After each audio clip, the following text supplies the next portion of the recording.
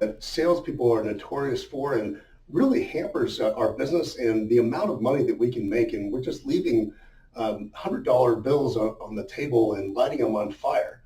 And that's the concept of focusing on the immediate sale, the immediate upfront cash, and ignoring follow-up for the long run. My name is Robert Poole, and today I'm going to show you the importance of follow-up, but also how do we do it properly, because there's right ways to do it and wrong ways to do it, and why we should do it. So, think about it. Most people, most salespeople, as I said, focus on, the immediate commission, immediate sale. They want that upfront sale. Even when we're selling online, trying to get that person to hit the buy button, that initial sale or to get them as a customer. And, that's important. We got to pay our bills, and, we do need cash to run our business. It's the oxygen of business. So it's important, but a lot of times we forget and don't realize that the vast majority of the money is actually on the back end, not the front end, regardless of how much the front end is. So if we add follow-up and great customer service and everything into that, we can make far more money in the long run than using proper follow-up than, even in the short term. And follow-up is not just for, prospects that we're trying to, become new customers, over a period of time and doing follow-up with them. It's about follow-up with our current clients, because a lot of the money is sitting there with our current clients, and they already trust us, they already like us generally. And so doing follow-up with them, is just as critical. So, it's one of those things that, like I said, salespeople tend to forget about follow-up, and it's like the old rule of six that you hear about in sales. Meaning you got to contact somebody 6 times, to make a sale. And unfortunately, that's probably like 8, 9 times these days. But people talk about it all the time, but nobody does it. And follow-up is super important in things like B2B. Obviously, the higher ticket it is, the less likely somebody's going to buy it with, 1 or 2 contacts or whatever. If you're, bidding on a multi-million-dollar government contract, that ain't going to work, sending 1 quote or whatever. Or if you're trying to sell a $30,000 CRM system to a company, you're not going to sell on that first call, that's for sure. That's where follow-up becomes critical. And like I said, in B2B, but it also matters, with consumers, even if you're selling a $27 widget online, again, you can get that $27 up front, but there's a lot more money to be made on the back end if we do our follow-up properly. As I said, that most salespeople have a problem with this, and it's comical. Our business started 22 years ago or so, and I had a business partner for many years. Unfortunately, passed away a few years ago, but we started purely as a appointment setting lead generation company, doing cold calling, and that was the only product we had. And so we've changed quite a bit since then and offer a lot more. But at the time, it was basically we get a lead for somebody, or appointment, hand them off the information, we're done, and we move on. And so I remember even when we started the company, my business partner owned another company, and we decided, hey, let's do, lead generation and set some appointments for him for his other company. And I remember the first time we did it, we got like 17 leads and appointments, and I was like, I can't even believe this, how great it is, all these things going on. And I thought, wow, there's got to be some business in there. So I handed them over to my business partner, and he'd been in sales before too, and been around the block. He was, he's older than me and been in business for a long time. And, a couple weeks later, I checked in with him. I said, wow, okay, so what's the status on these leads, And we went through them one by one, and he went through and said, oh, well, yeah, I didn't call this guy because this, and well, this one didn't seem like a real lead, so I didn't call him. And literally, we got through 17 leads, and he didn't call a single one of them. And it's comical because here's a guy who owns a appointment setting lead generation, a sales organization, and he wasn't even doing follow-up. So, if that's the case, I know that most salespeople are not doing follow-up. Sorry. Yeah, thank you. So it's, we've seen it over the years, clients do things that, amaze us, and, follow-up is one of them, the problem with follow-up when it's poorly done, and why do we do it? It's really because people do make one call, and they get discouraged because they didn't close the sale, so they give up. They send content, even if they do follow up and it's garbage, or the wrong kind of content. It's impersonal, or it's the wrong delivery mechanism. They're sending, a postcard that's a general marketing piece, to somebody and thinking that that's follow up. And it's poorly organized, inconsistent, it's bad timing, all those things. So there's a right way to do it and a wrong way to do it. And unfortunately, in my experience, most businesses do it the wrong way. I know we did for a long time. But really, like I said, we exist as a company because of follow-up. And, we originally started our business doing purely that lead generation, that appointment setting, again, giving information directly to a client, and then we were done. But what we found over time was that, we would give them this information and then we'd interview them later, and they hadn't called, they hadn't followed up, they hadn't sent the person anything. And so we thought, well, it's because they're not designers or whatever. They're uncomfortable, designing email campaigns and stuff. Okay, great. So we figured out how, this is like early 2000s, not like email is today. We figured out how to, build email campaigns for them, with, all the good design and everything. And we kind of said, here's a portal, and here's your leads, and, email them all this stuff that we designed for you. And guess what? They still didn't send anything. And so we went back and we said, okay, well, how can we get them to send stuff? We thought, well, they're probably going to do it, so let's do it for them. So let's set up automated email campaigns. This was back in the day when newsletters were kind of like, the idea was just to put somebody on a recurring newsletter list, and that was follow-up, for most people. And so we set it up, well, okay, we'll send this stuff for you when we generate a lead. So you don't even have to do it. And then we found the problem was that people, we would send stuff on their behalf, somebody would reply back to it, and the client still wouldn't answer it. Not everybody, of course, but it was a lot of clients that we noticed. And so we developed a system where we could actually have the emails come back to us. We would pre-screen and reply for the client, So it goes back to that duct tape marketing type of thing, if you've seen my videos on that. So we got to the point where we designed, send out, reply to the emails, and then we had to remind clients to show up for meetings that we sent to them. We had to pester them, to show up. And the reason I tell you that is because that's really, unfortunately, the way a lot of companies work, the way a lot of salespeople work, where it's like twisting their arms to get them to do follow-up, and yet that's where all their money is going to be made. So, why do we do such a poor job, well, one, it's disorganization. Salespeople in general are not, as a group, not known to be the most organized group, so that doesn't help. But the bigger thing is, I think there's the fear of rejection. Basically, if you don't follow up, if you don't make that follow-up call, well, they can't reject you. And that's a whole other thing. Going back to the HSC model, we talked about, why people experience rejection in sales and how to fix that. But they also have this fear of pestering people, so to speak. Like, somebody's gonna say, well, quit calling me or whatever, or quit emailing me and all that kind of stuff. And then mostly, but it's about dismissing future potential leads. Basically, if they're not ready to buy right now, then I'm not even going to worry about it. And so what we have to do is follow up really 4 basic components of a good follow-up plan. So it starts with timing. And this would seem obvious, but I remember years ago, prior to this company, I was in late 90s. I was a financial consultant with Merrill Lynch, or basically a stockbroker. I was cold calling, the local residents around here back when cold calling residences worked. I found a guy who was a wealthy individual, had lots of investments. So I'm trying to, of course, get his business over to our company. And, he told me to call back in, a few months, whatever. So I call back and, no, call me back in a few months type of thing. So, and then I remember one time he said, yeah, call me back in about 6 months and, in the summer, and then I'll be ready to do something. Great, he said to call back, in July or whatever. So I called him back on July 1st, and guess what? He had worked with another Merrill Lynch guy back in April.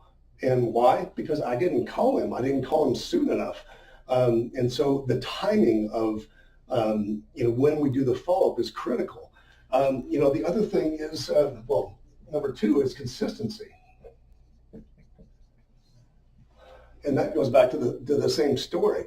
If we don't consistently follow up, if we follow up in 3 months and then we kind of, we're going to take a break and not follow up again for another 6 months or whatever, or if we send out an email in 2 weeks, and then we don't send another email for 3 months, we're not sending consistent over time, because again, it goes back to the old, sales thing of 6 contacts or whatever.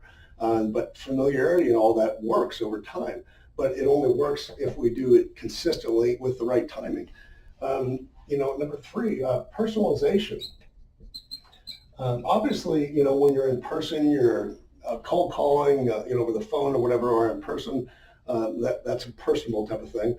But these days when you're dealing with, like email and that sort of thing, it used to be like, wow, it was a magical thing, 20 years ago when you could put somebody's name, dear Robert or whatever in the top of it, a salutation, because everybody thought, wow, they actually, know who I am. These days, everybody knows that's not, that's not actually, legitimate. It's still an automated email. But what we can do to help that is to do things like, instead of signing it from a generic, hey, it's, the sales department at, XYZ company, whatever, we sign it with, hey, it's Robert that I talked to you a few months ago, or we put something in there that we know about that demographic, that group, that we know is a challenge of theirs, or we know that they have that in common because we've targeted a specific group of people, which is a whole different marketing video. But we've been very specific so we can throw in things that we know about them that make it appear more personalized. And then, of course, you've got, like I talked about, one of the downfalls most people is, organization. And there's really no excuse for that these days. I'm old enough to remember tickler files where, they have like 3x5 index cards. Most of you don't even know what that means, but, a little thing with a little file system, January, here are these cards of these people. But that concept is still there. And it was a way to organize things. Now with databases and everything else, we can organize and, put stuff into Outlook and all these different CRMs that are free or darn near free, that allow us to do all kinds of crazy stuff, if we do bad organization, though, if we don't do it properly, it can actually backfire on us. And so we've got to make sure that we're organized in the sense that, if we're sending out 1,000 emails, we got to make sure that we're not sending the same email to a buyer, somebody who just bought from us, as somebody who hasn't bought from us, because it makes us look stupid, and that gives away the fact that, hey, it's not personal.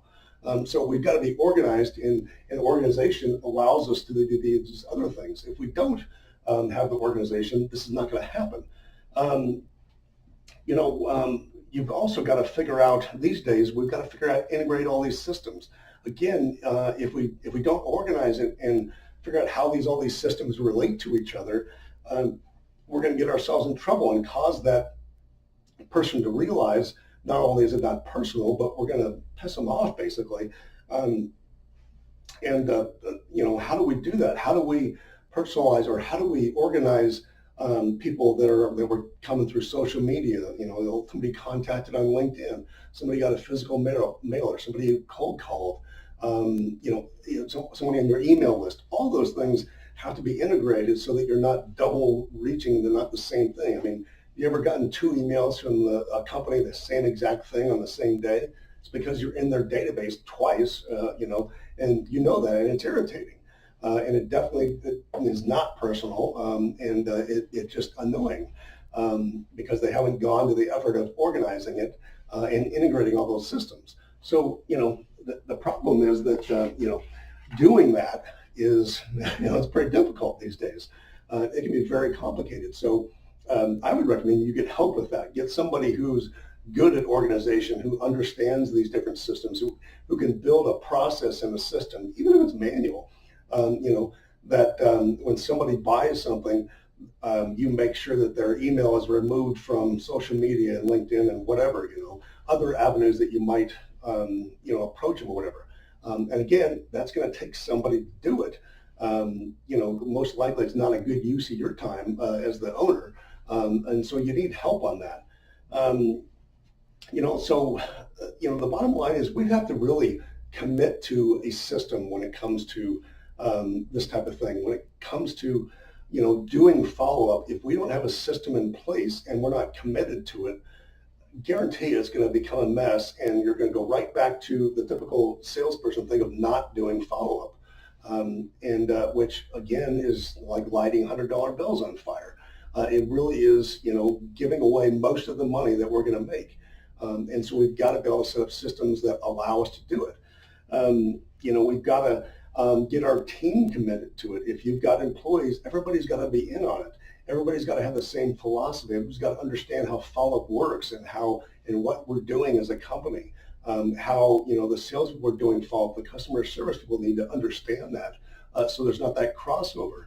And that if we're going to scale as a company, if we're going to get bigger, if we're going to be able to handle more customers, more business, again, it goes back to that system, and we've got to be fully committed in that system. So we've got to document that system, and so new employees that come in or whatever know how things work, and it's not just a word of mouth thing and things that are set up and they got to figure it out on their own. And then so we've got to look through our process here on these 4 components. We've got to look at our timing. We've got to look at our consistency and our the personalization and the organization, and look at it in our system and say, does it fit everything here? When I did a video the other day talking about marketing techniques, and these things, follow-up is one of the subsets of those when we're evaluating techniques. And a follow-up plan has got to be able to have all these components to it, because if we leave something out, it's going to break. And like I said, it can be just as damaging for your business because you screw something up and annoy people. So not only that, and of course we're leaving money on the table. So how do you do this? If you're let's see here, if you're a smaller company, you might, or I should say, you have a smaller number of customers or clients. So I'm going to say, maybe you sell, higher ticket type of things. You only have 100 clients or whatever. Well, you got to deal with that differently than, if you got 1,000, and you can deal with it differently because, you may be close to a, first name basis with those people, and so how do we do follow up with them, there's the old school ways, which the old school ways people forget about, but they're actually very effective because they're based on human psychology, doing things like sending somebody a handwritten note. I mean, when's the last time you got a handwritten letter or a note from somebody? If you did, it really stuck out, I guarantee it, because it's just not done. Everybody's lazy and sends emails. But if you want to make an impact, send a handwritten note to somebody, to a prospect that you're following up on. Send them a little trinket, via FedEx or whatever. And again, this works with a smaller number of clients because you got to do it manually. It also it generally works with higher ticket items. Calling them, on their birthday, or whatever. Basically any excuse to contact them. That personalization is huge in today's, disconnected society. But you have the advantage of being small enough or have a small enough set of customers that you can do that. And so that's kind of the old school stuff. How do we do like the more modern things? Of course, you've got your email campaigns, and you can tailor them to very specific people based upon what you already know about your clients. You've got social media things like Facebook that have massive amounts of data and everything that help you target. It's even more powerful with larger companies, but you can still use it at a small level. You can do direct contact through Facebook, direct message people. LinkedIn, direct whatever it's called, messaging, and in LinkedIn, specifically one-on-one. That's not an automated thing, and you can do that personalization because you're only dealing with a handful of people that you're trying to solicit. For a small company, you have, some, you have some options that you don't have if you're a bigger company. But let's say, you have a large number of potential customers. You've got thousands, potentially. Obviously you can't call them and wish every one of them a happy birthday, and unless you hire an outbound call center type of thing, which can actually work quite well. Because again, that personalization and everything that we are missing as a society, as people are missing that personalized touch. So anything we can do to enhance that is really going to make us stand out in the follow-up process. But even within a larger number of clients, you can do things like old school, mailers that are set up and not just a generic marketing piece. They can be hand signed. Again, if you send out a postcard that is a promo for something, whatever, you can sign it and say, hey, Bob, I thought this was cool, here you go, whatever, type of thing. And it's still a postcard, still a marketing thing, but because it's hand signed by somebody, and even if you've got, 200 people that you've got on your list, whatever, you can hire somebody for $15 an hour or whatever the price is in your, locale, to sit there and write out a one sentence, and put a signature on it, and so I wouldn't waste your money on those things that look like a handwritten thing, but you can tell they're actually printed. If you're going to do it right, and have somebody actually physically write it. And you can do that again with a small company, but you can also do it with a larger company. Like I said, let's say you send out 5,000 mailers. You can literally you can pay somebody or a group of people to sit down and write out, that personalized message on there. It costs some money, but that can turn the effectiveness of your mailers. You can skyrocket them based upon just that personalization. And again, even at a larger scale, you can hire a company or a group of callers or whatever to do outbound calls, to wish them that happy birthday or whatever, or to just check in with them or whatever. Even a large company can do that with scale, if you're willing to put the money into it. And again, there's enough money in follow-up that it usually makes sense, unless you've got millions and millions of customers that you're calling on and doing follow-up on. Then it's a little bit harder to even at any pace to have a call center do that. But most businesses that we're talking about are smaller businesses. Even if you got a few thousand or 10,000 customers, that's still a doable thing. And then of course you got things like email automation. That is, and I would say email automation not just in the Dear Robert and signed by somebody in customer service or whatever, but there's all kinds of cool stuff that you can do where depending on what they click on, that changes what email they get next. And, if they've got a Facebook pixel or whatever, and we know more about them, then they get this kind of email, not that kind of email, all those types of things. And again, that's stuff that as a business owner, you need help with. You need to hire that out to a contractor or something. But these days, there's a contractor for everything, and it can be done relatively cheaply. So there's no real excuse not to do it. We shouldn't be doing those things as a business owner. That's not what we get paid for. We should be hiring and contracting out things like that. But they're definitely doable, and they're really powerful, but particularly at a larger scale. They're not as good as a personalized call or a personalized note, but they get up there. They get pretty quick, and pretty effective, even at the large scale. So just to summarize, follow-up is one of those things that salespeople and businesses really don't put enough emphasis on. Like I said, I believe that's where most of the money is, and we're just lighting $100 bills on fire. Like I said, by not coming up with proper follow-up systems and not doing those four components, making it the timing right, getting the consistency right, doing the personalization and organizing correctly. If we can do that, we can make all kinds of money that is just sitting there waiting for us to take, So, put a little effort into it. Think about how you can create a follow-up system, and I guarantee it'll make you a lot of money.